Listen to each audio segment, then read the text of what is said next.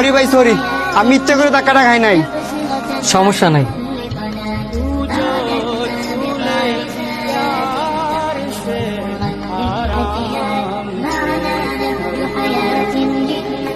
ভাই একটা ঠান্ডা দেন তো।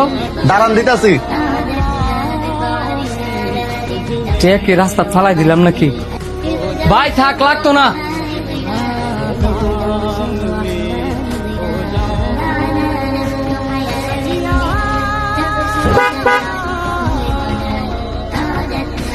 কিরে আর তুইলে তো স্টুকি করে লেলিলে, কি চিন্তা করে করে রাস্তা ডাকতেছিলি?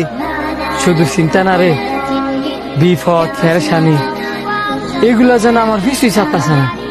বিপদ জন লাগে, সব দিক দিয়ে লাগে, এটার একটা কারণ আছে। কি কারণ?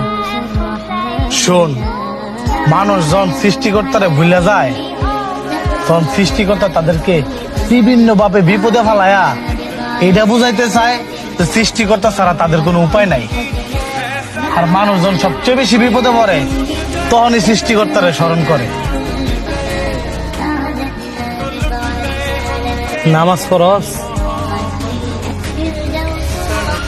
একটা কথা কই রাখ, বড় ধরনের বিপদ হওয়ার আগে আগে এখন গিয়া মসজিদে 2 রাকাত নামাজ পড়ায়, দেখবি বিপদও কাটবো, মনটাও শান্তি লাগবে। এখন নামাজ পড়ে একদম আজান তো দিছে না। নামাজ পড়তে গিয়ে আজান লাগে রে, অজু কইরা 2 রাকাত নফল নামাজ পড়ায়। যেটা কইছি এটা কর, তোর জন্যই ভালো হইবে।